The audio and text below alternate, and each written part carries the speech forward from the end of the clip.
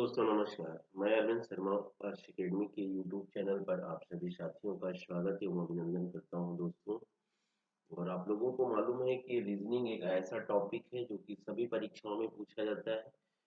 चाहे वह आपका यूपी सिपाही हो, यूपीएसआई हो, सीसैट हो, एसएससी हो, रेलवे हो, एक्स वाई जेड कोई भी एग्जाम है दोस्तों, तो ये मान के चलिएगा कि रीजनिंग आपसे पूछा ही जाता है। रीजनिंग में खासकर आप लोगों से क्वेश्चन जैसे नंबर सीरीज के हुए, कोडिंग रिकोडिंग के हुए, दिशा परीक्षण के हुए, ब्लड रिलेशन के हुए, कथन एवं तर्क के हुए, मतलब इस टाइप से क्वेश्चन आप लोगों से पूछा ही जाता है। तो दोस्तों आप लोगों से मैं यही कहूंगा कि रीजनिंग अगर आप कंपटीशन तैयारी कर रहे हैं तो आपको रीजनिंग आना बहुत ज़रूरी है दोस्तों। तो इसीलिए मैंने सोचा है कि आप लोगों को डेली रीजनिंग की 10 से 15 क्वेश्चन प्रैक्टिस कराऊं। और ठीक है, और भी जो इस स्टैटिक जीके वगैरह जो भी चीज़ें हैं सारी चीज़ें आप लोगों को प्रोवाइड कराऊं, क्योंकि मैथ के साथ साथ आपको रीजनिंग भी आना बहुत ज़रूरी है। तो चलिए, सबसे पहले मेरा टॉपिक दिया गया है आपके सामने, इसको ध्यान दीजिएगा। ठीक है, ये टॉपिक क्या है दोस्तों, आप लोगों का रीजनिंग है। यहाँ पर दिया गया है निम्न संख्या आगे क्या आएगा। जैसे आपने देखा कि 12 है, अब यहाँ पर 12 में 11 जोड़ा है दोस्तों, फिर 23 में 11 जोड़ा है, फिर यहाँ 11 जोड़ा है, और फिर यहाँ 11 जोड़ देगा तो मेरे प्यारे बच्चा लोग कितना आ जाएगा, 56 आ जाएगा। और यही आपका आंसर होता है। और रीजनिंग कुछ अलग से स्पेशल नहीं होता है। रीजनिंग में जो किया है वैसे ही अगले पद में आप उसके साथ कर दीजिए दोस्तों। और फिर अगला क्वेश्चन ध्यान दीजिएगा, नेक्स्ट क्वेश्चन क्या है, कह रहा है यहाँ पर दूसरा प्रश्न दिया गया है कि निम्न संख्या श्रृंखला में आगे क्या आएगा।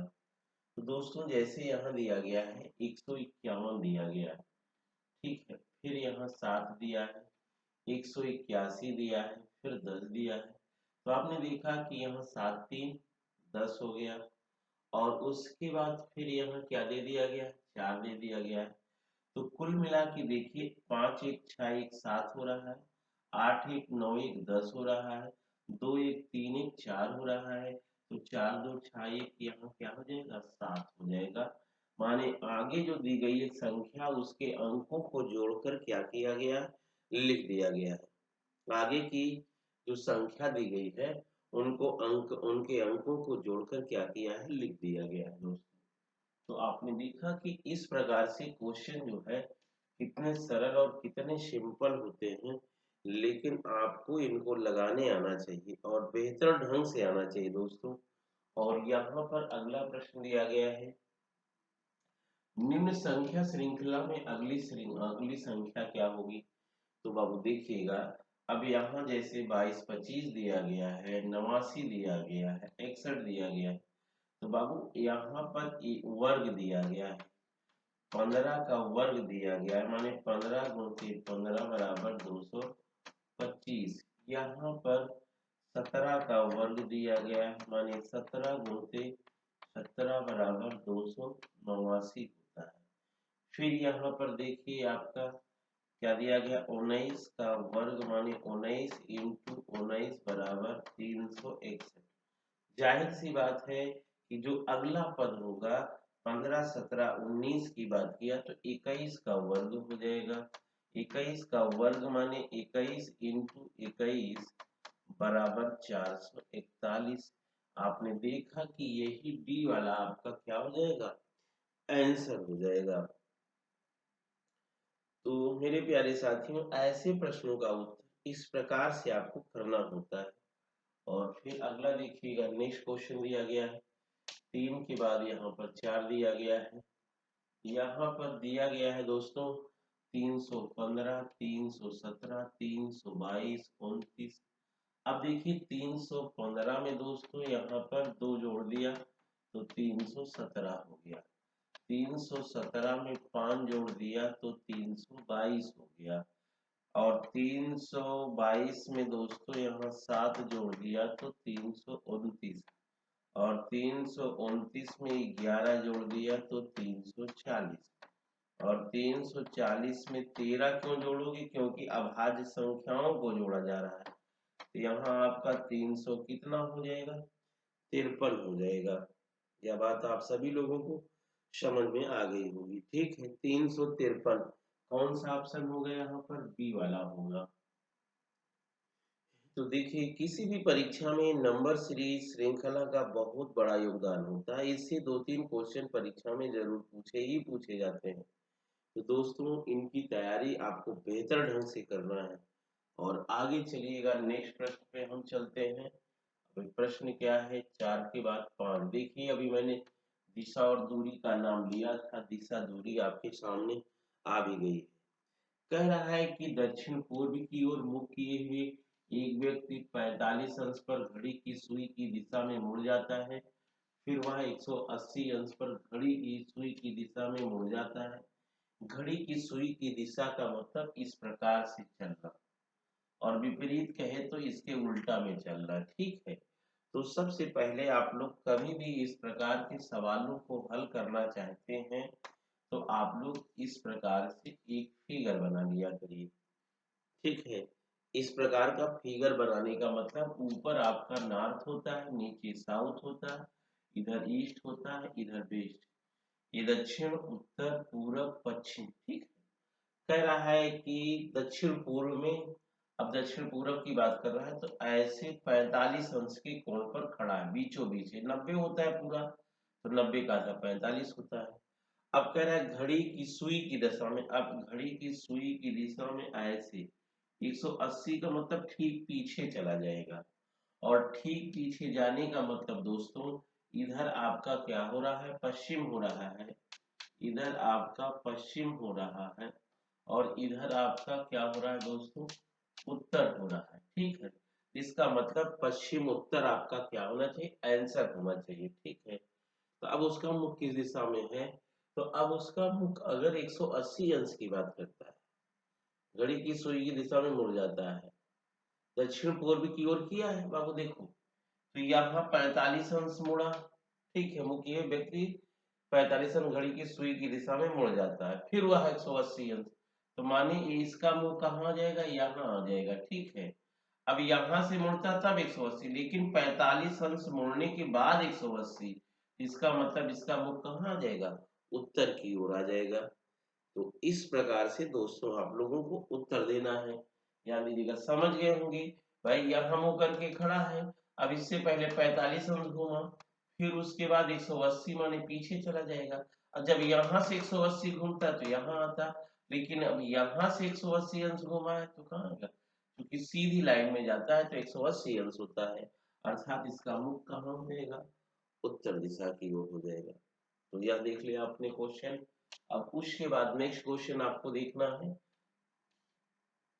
यहाँ कह रहा है कि अतुल उत्तर की ओर 5 किलोमीटर चलता है और फिर बाईं ओर मुड़ जाता है। 3 किलोमीटर चलने के बाद वह दाईं ओर मुड़ जाता है और 5 किलोमीटर चलता है। अब वह अपने प्रारंभिक बिंदु से किस दिशा में है? देखिए मेरे प्यारे साथियों, बहुत अच्छा प्रश्न है। कह रहा अतुल उत्तर की ओर 5। अब देखिए, आपको पता है ऊपर उत्तर होता है, यहाँ 5 किलोमीटर चलता है। ठीक है, फिर बाईं ओर, अगर बाईं कहे तो आप इधर मत मुड़िएगा, इधर मुड़िएगा, क्योंकि जिसका हाथ में कलम होती है वह क्या होता है, दाईं ओर, और 3 किलोमीटर चलता है, 3 किलोमीटर चल गया, फिर दाईं ओर मुड़ता है। अब दाईं ओर मुड़ता है तो आप क्या करोगे, अब ऊपर ले जाओगे हमेशा, बाहर मतलब दाईं की ओर, अंदर का मतलब बाईं ओर। ठीक, फिर मुड़ जाता है और 5 किलोमीटर चलता है। अभी 5 किलोमीटर मुड़ गया। ठीक है दोस्तों, अब इतना हो गया और चलता है। अब वह अपने प्रारंभिक बिंदु से कितनी दूरी पर है। अब आइए ध्यान दीजिए कि प्रारंभिक बिंदु से किस दिशा की ओर है। तो बाबू प्रारंभिक बिंदु से ऐसे अगर देखा जाए तो इधर क्या है, नॉर्थ है, इधर वेस्ट है, माने पश्चिम है, और इधर उत्तर है। तो क्या हो जाएगा, उत्तर पश्चिम आपका आंसर हो जाएगा मेरे प्यारे बच्चा लोग। क्या हो जाएगा, उत्तर पश्चिम आपका आंसर हो जाएगा। तो दोस्तों, रीजनिंग बिल्कुल आसान होती है, लेकिन अगर आप आसान तरीके से समझते हैं तो। और फिर आगे चलिए, नेक्स्ट क्वेश्चन पे चलते हैं हम। यहाँ दिया गया है आपका, नीचे दिए गए प्रश्न में एक कथन शामिल है। ठीक है, अब देखिए बहुत अच्छा प्रश्न है, इसको समझिएगा कि तर्क दिए गए आपको यह तय करना होगा कि कौन सा तर्क मजबूत है। क्या सरकार को दालों के निर्यात पर प्रतिबंध लगाना चाहिए? हाँ, इससे भारत में दालों की कीमत कम हो जाएगी। सही है। नहीं, इस निर्णय से निर्यात उद्योग में नौकरियां समाप्त हो जाएंगी। ये भी सही है बाबू। ठीक है। तो देखिए, अगर दालों का निर्यात किया जाएगा तो दाल अपने यहाँ होगी, सस्ती हो जाएगी। आप लोग इस बात को समझ ही रहे हैं, इसमें बताने की जरूरत है नहीं। बिल्कुल सिंपल सा तरीका है। तो अगर आपके यहाँ का माल बाहर जाता है तभी वह कीमत उसकी महंगी हो जाती है, अगर आपके यहाँ ही रहता है तो उसकी कीमत थोड़ा दोस्तों कम होती है। तो इस प्रकार से आप ध्यान दीजिएगा, यहाँ पर जो आपका ए भी मजबूत है और ए भी मजबूत है, तो तर्क और एक दोनों मजबूत है दोस्तों। तो इसका आंसर आपका क्या हो जाएगा? डी हो जाएगा। ऐसे प्रश्नों को पढ़ें, व्यवहारिक रूप से सोचें, तो आपको उत्तर देने में किसी प्रकार की कठिनाई नहीं होगी।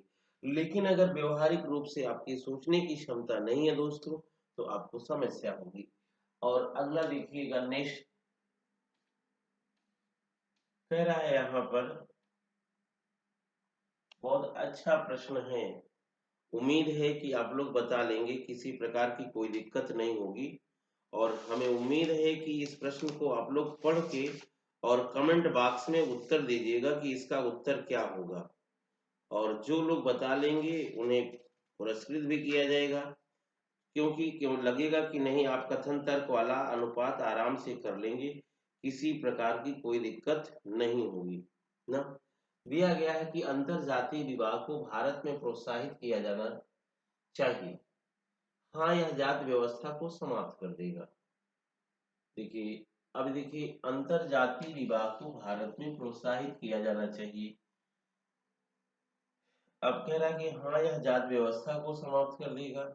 नहीं, यह हमारी भारतीय परिवार प्रणाली को नष्ट कर देगा। देखिए, यहाँ यह हमारी भारतीय परिवार प्रणाली को नष्ट कर देगा, यह थोड़ा से मजबूत नहीं आ रहा है, क्योंकि परिवार इससे मतलब कि टूटने की कंडीशन तो होती नहीं है। ठीक है। तो परिवार प्रणाली से विवाह से कोई मतलब नहीं होता है। तो यहाँ पर केवल तर्क क्या निकल रहा है? केवल एक तर्क मजबूत निकल रहा है। केवल क्या निकल रहा है? एक तर्क मजबूत निकल रहा है दोस्तों। तो आपने देखा कि कितना सिंपल प्रश्न होता है। आप व्यवहारिक अगर सोचते हैं तो आप बिल्कुल बेहतर सोच लेते हैं। अगर आप व्यवहारिक सोचने की क्षमता नहीं है तो आपको सोचने में क्या है, समस्या आ सकती है दोस्तों। तो आप अपने व्यवहारिक सोच को बढ़ाइए, तो चाहे जिस प्रकार का कथन और तर्क होगा, उसका उत्तर देने में आपको किसी प्रकार की कोई समस्या नहीं होगी। तो दोस्तों, इसी प्रकार से हम आपको डेली मिलते रहेंगे। ठीक है। डेली आप लोगों से मिलते रहेंगे और डेली आप लोग क्या करेंगे? देखते रहेंगे मेरे वीडियोज को। पसंद आए तो लाइक भी करिएगा, शेयर भी करिएगा दोस्तों। और कोशिश ये करिएगा, जो लोग हमारे चैनल पे नए होंगे वह वीडियो को क्या करेंगे दोस्तों, सब्सक्राइब भी कर लेंगे। कम से कम इतना तो कर ही लेंगे। क्यों? क्योंकि दोस्तों, आप लोगों को पता है अच्छी तरीके से, इस बात को आप लोग जानते हैं कि सबसे पहला, कि जितनी आपकी अधिक संख्या होगी उतना ही हम लोगों को क्या होगा, मेहनत करने में आनंद आएगा। तो चलिए, आज के लिए इतना ही। से next day, good day to you all student.